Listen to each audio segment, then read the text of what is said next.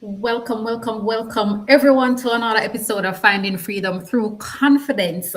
For those of you who don't know who I am, my name is Tanique Easy, leadership development expert, unlocking the efficiency of managers first time and mid level so they become more proficient at producing results without burnout.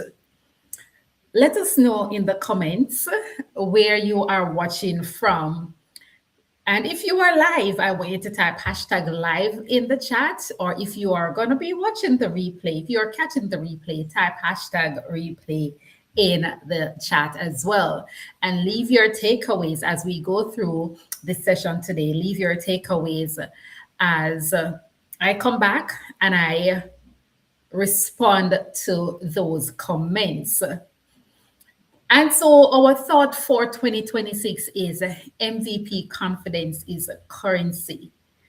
Today, we are going to be talking about the law of decision, talking about decisions and how one clock decision lane can slow down a whole team.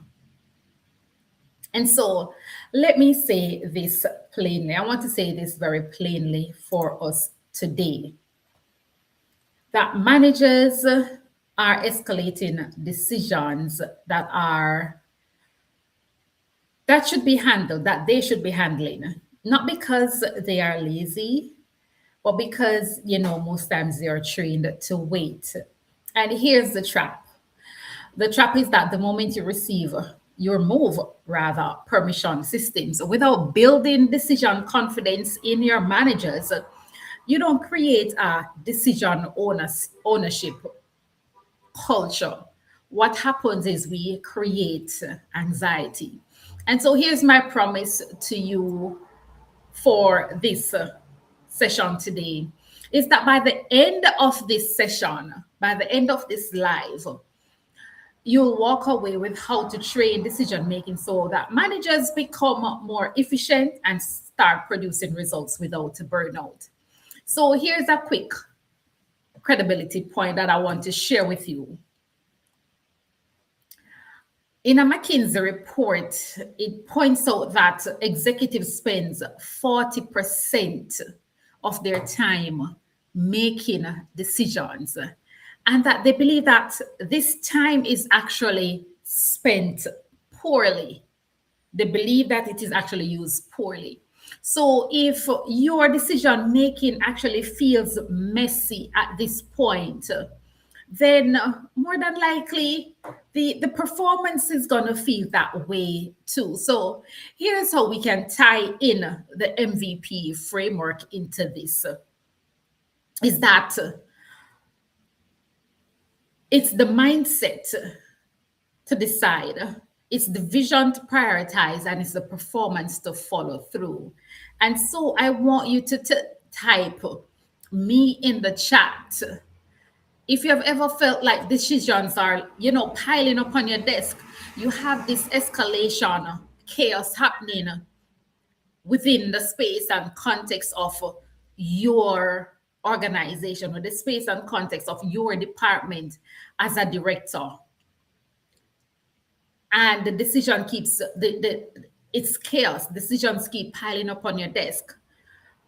And so I want you to type me in the chat. So if you're an HR director, I want you to share, because here's what happened in a recent conversation is that I was having a conversation with an HR director, and this is what she shared. She shared that my supervisors keep coming to me for, decisions that I believe that they can make, even some simple ones. And so I remember thinking to myself, after that conversation, that this is not a motivation problem. It's actually a mindset problem. It's a mindset and training problem, because managers keep escalate decisions that they can actually, or for want of a better word, that they should be actually handling. And so this is it. Escalation becomes a habit when leaders, for example, if leaders are in a space where the business that they work in is owner run. Sometimes we work in a family owned business. You have those small and medium sized enterprises that are family owned businesses. And so the buck stops with those persons. And so that culture, some persons you may find yourself being in that culture. So now as you transition, you are finding that you are waiting for a yes when it you should be the one making that decision. And so here's the thing: manager decision confidence is that ability of leaders to take ownership of the choices within their scope rather than automatically escalating everything to their superiors. And so here's the thing: decision confidence is not a trait that someone has, it is actually a trained practice. It is trained through practice. It is trained through clear guidelines and reps that happens. And so here's the thing. Here's the breakdown of how decision confidence is built and why it often falters, because they are waiting for permission, the permission habit and the anxiety that is there. And so many managers, it's not that they lack confidence they lack confidence rather because they were raised in as I said, the owner decide culture where they are trained to wait. It's like, I can't move, I can't act unless I get a yes from this person. So they have that kind of mindset. And so when a company tries to empower these managers without first building their confidence, it often results in anxiety rather than decision ownership. And this is because every decision carries a personal fear for that manager. And one of the personal fears is that they may say, if this goes wrong, will I be blamed? That's the reality. If this goes wrong, will I be blamed? And so let's talk about some tools for building that confidence. What are some of the tools that we can use to build that confidence? Because when we define decisions, when we help to define those decisions, because here's the thing: we said that confidence is built in reps, not in titles. And we understand that. We understand that the more we do the positive things, the more our confidence will grow. So, reps plus clear guidelines. It's just like you are training. And let's take, for example, and I'm from the track and field country, so I'm going to be referencing track and field, right? And so, for example, we have two of the fastest person, or probably three of the fastest persons in the world, and we have a Usain Bolt that the world knows. We have a Shelley and Fraser Price that the world knows, and so their confidence grows every time they repeat a rep, every time their coach gives them clear guidelines and they follow those guidelines, and they repeat the reps over and over and over again. Their confidence in executing flawlessly grows. And so to move past this permission habit for our managers, these are some suggestions on that we're going to provide our managers with specific filters and some lanes, as we call them, to guide their actions. And so we talk about the decision lanes. Let's talk about the decision lanes. And those decision lanes means managers need lanes to make decisions, to act within certainty.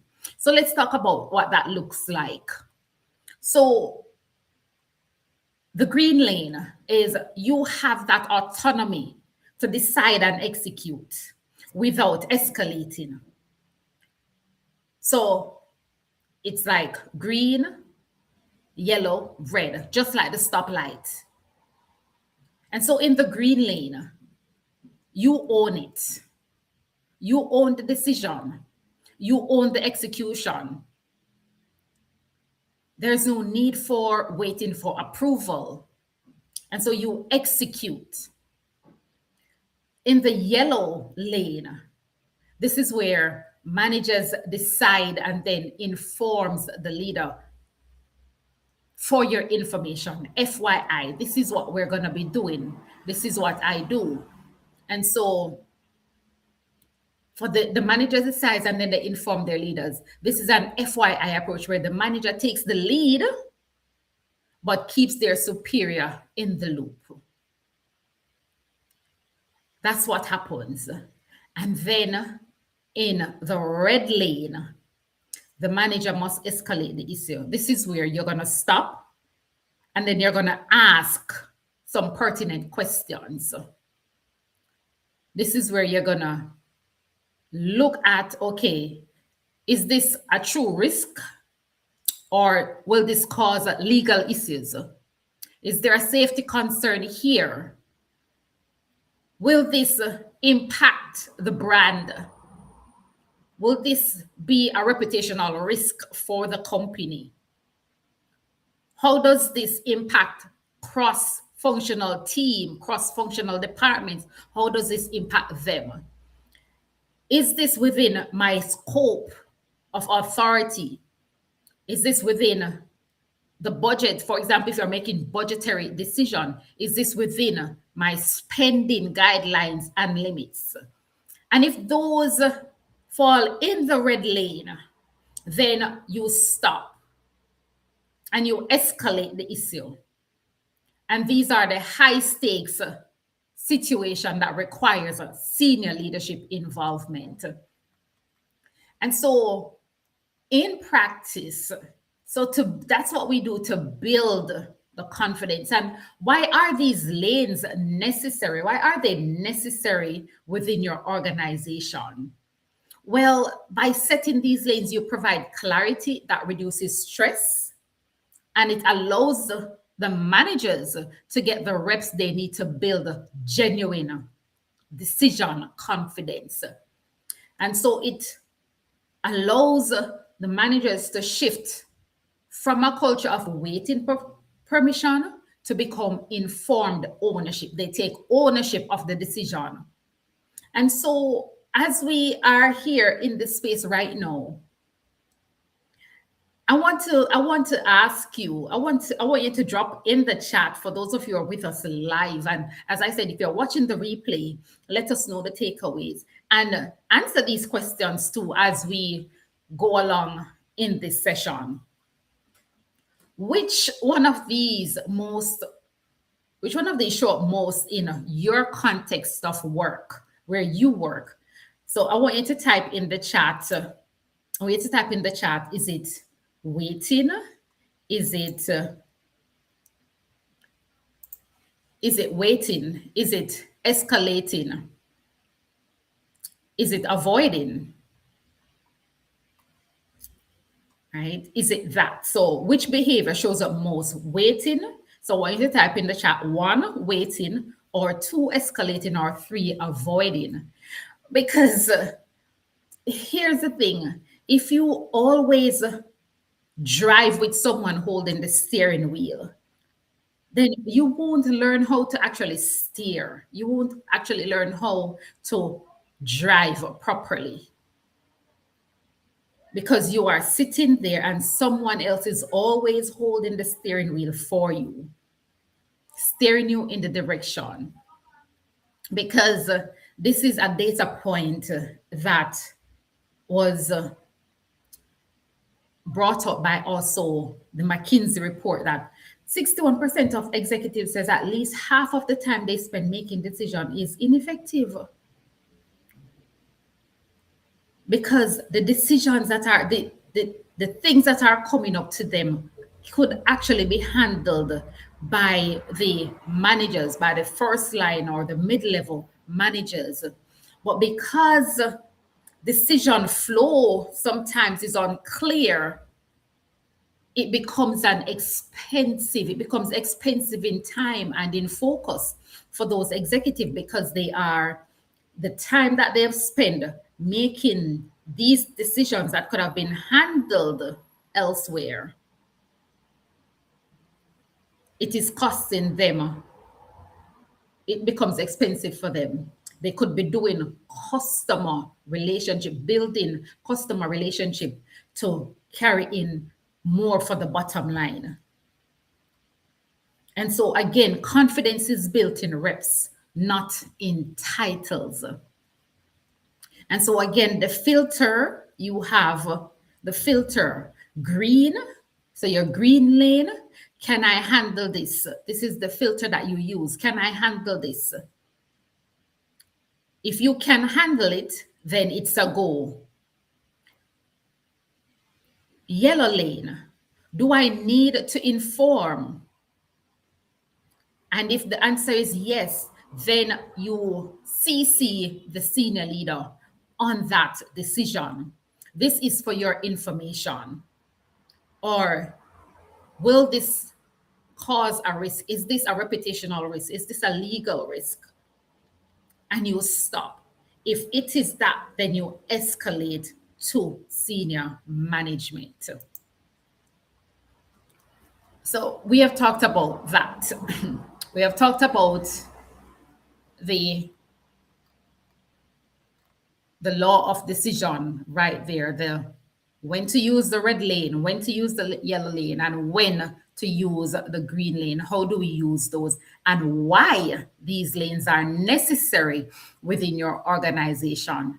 And I ask, which of these is showing up where you work right now? Is it, oh, I am waiting, or do I always escalate, or do I avoid making the decisions? So let's talk about the fix, the law of decision, the MVP fix, the decision confidence. Now, here's the law. Every decision has a home. And when the home isn't clear, the decision travels up the chain, and we spoke about that earlier, until it hits the top. And now you as the manager becomes the bottleneck. So let's fix this without losing control. All right. So let's talk about what the mindset shift looks like here. Let's talk about the mindset shift that needs to be ownership. We're taking ownership of the decision. So we have two ways we can do this. Two ways we can look at this decision making confidence. We have the two-door concept, and then we have the one-door concept. So we have a two-door decision making concept, and this is a tool you can use to increase decision speed by categorizing choices based on how easily they can be undone. How easily can I reverse this decision? So we go back again to green, yellow, and red. So we tie that with the door. And so it helps managers move faster by realizing that not every choice requires a heavyweight process or 100% certainty. And so here's how managers use this concept to gain speed. One, they identify reversible decisions. So those are low cost to fix, which most decisions are. Right? Meaning that they are reversible and can be adjusted later if needed. So for these types of choices, managers are encouraged to quickly act rather than wait for every possible piece of data. And this was said, I think it was Google. I'm gonna get that information, but I believe it was a part of how Google makes their decision. And it's the 70% rule. They call it the 70% rule. So to avoid being slow, managers should aim to make reversible decisions when they're about 70%. So when they have about 70% of the information, they should make the decision rather than waiting until they have 90%. Because if you wait until you have 90% or more, this actually leads to the bottleneck where teams actually start to lose momentum. And so that's what happens. Teams start to lose momentum. And so, right? So the goal here is to get safe reps to build the confidence. And that's the 70% rule. Now, let's talk about the reversible decision for managers. So we talk about identifying, so we talk about the two doors, identify reversible decision using the 70% rule. Now let's use the reversible decisions for safe reps. So for managers who are afraid of being wrong, or you may be afraid of getting the blame, this is where the two-door concepts provide you with a safe space, a safe practice. And so you focus on those reversible decisions and they build your confidence because it's not permanent. The mistake is not permanent and it cannot be reversed. So now let's differentiate from the one-door decision. So remember, we spoke about the two-door and the one-door decision. So the one-door decision, it is irreversible. It is high stakes. But these are typically rare. So here is where managers only need to slow down if the decision is going to be irreversible or the choices are very hard to undo or it's going to cost irreparable brand damage, legal issues, and all of those things that we spoke about in the red lane. So by separating, so here's how we do this. We separate these from the everyday reversible decisions. The overall pace of the business increases because the leader is no longer the bottleneck for small adjustable tasks. And so here's it. So for example, you have a senior supervisor decision to, and this is a specific, we can think about it. Imagine in your situation, and this might not be your situation, but say, for example, you have a senior supervisor and you have a senior manager. So you have a senior supervisor and you have a senior manager. So the senior manager is the senior supervisor reports up into the senior manager. And so the senior supervisor's decision is to let staff chew gums while they are on the floor speaking with customers. That decision is reversible. It's easily corrected, right? It's not causing a irreversible impact. However, yes, it will look unprofessional. However, that decision is reversible. It's not irreversible. And we can change that. We can speak to, we can share with our team members. Listen, this doesn't look good. This is not what we do. This is not how we operate. Yes, you may want to chew a gum quickly. Do that to freshen your breath. Take 5 minutes from the front line, whatever front line that you may be in. Take 5 minutes, do that, spit the gum out and come back. That's a reversible decision. It's not irreversible. And so it doesn't cause a bottleneck, right? It's not causing a brand impact, so to speak. And so those are how we can look at those decisions. Now, how does this translate into the MVP framework? Well, one, we have the mindset now to decide. So we're overcoming the permission habit. So we start to shift the mindset from oh, I have to wait, I have to escalate everything to know, all right, I'm able to use these filters. I'm able to use either the two door, look at it through the one door lens, or look at it through the green lane, the yellow lane, or the red lane. And we understand how these decisions are made. And so we overcome the permission habit when we make that decision, when we make that shift in the mindset. Now, we know for the vision, we start to prioritize, we start to see the lanes as they are.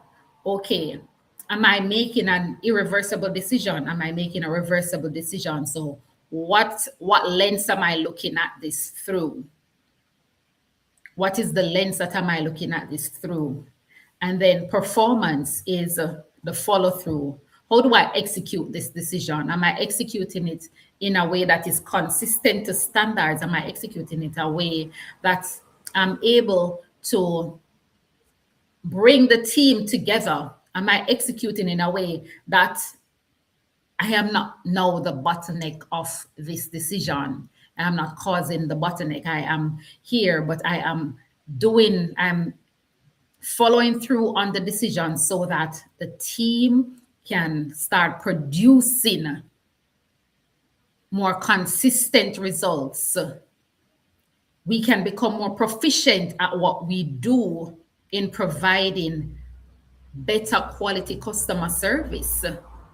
And I want to share that when we talk about customer service, when we talk about customer service, especially from a manager's perspective, is that for a manager, your customers are your team members. So we're not just talking about your external customers, we're talking about your internal customers, which are your team members, whether it is your specific department and or members of the other cross-functional departments that you work alongside. So that's what we want to share right there and how it is. And so let's summarize. We spoke about escalation is a trained habit, and it's not a character flaw. So we want you to know that it is not a character flaw. It's actually a trained habit that once we shift the mindset, we can eliminate that. And then we talk about the decision confidence. How do we make confident decisions? We filter them through the green lane, which is so the green lane is decide and execute. The task is completely your own without needing prior approval. Or we talk about the yellow lane. The manager decides and then informs the leader of what that decision was, keeping their superior in the loop. And then we also spoke about the red lane, where the manager must escalate the issue if it is high stakes, if it is a high stakes situation where it is a true risk to the company. It is a safety concern that is outside of your scope. It will impact the brand or cause reputational risk, or it's going to impact not just your department, but other cross-functional departments. And then we also filter through the two-door decision to increase speed. So we talked about the two-door decision and how it is used to increase decision speed and increase confidence when making decisions. And so I want to also share with you that a decision without action is just a thought you liked. So remember this, a decision without action is just a thought you liked. So it's not a decision because you would have said it, but you would not have taken action. So once we take the action, it now becomes a decision. And so that's what we have covered. We have covered, and so we want to let you know that, the goal isn't perfect decision. The goal is not about perfect decision. It's about timely decisions with clear follow through. That's what it is all about. Clear, timely follow through decisions. And so, if you have gained value from this conversation that we have had, from this session that we have had just now, I want you to go ahead and I want you to, for those who are in HR, for the HR and learning and development leaders, I want to invite you, as we wrap this session up, I want to invite you to the Leaders Lunchtime Roundtable on February 27th. It's via Zoom. Comment lunchtime to be added to the wait list. And for my first time and mid-level managers, I want you to go ahead and I want you to, we have the MVP first time manager survival guide. It's available for download. The link is in the featured section on my profile. Go there, get your copy, and it's going to support you over 30 days. It is a repeatable process that, even though it says 30-day guide, you can use this over and over and over. It is a repeatable process. And so I want to thank you again for joining us today on another episode of Finding Freedom Through Confidence, where we say MVP confidence is currency. And finally, here's what I want to leave you with. Leadership gets lighter when decisions have a home. Again, leadership gets lighter when decisions have a home. So I will see you next week, Thursday, for another episode in the Manager Efficiency series, where we're going to be talking about the law of consistency. The law of consistency in this series of manager efficiency on finding freedom through confidence. Again, thank you for joining us today, and we appreciate your time. Ciao for now.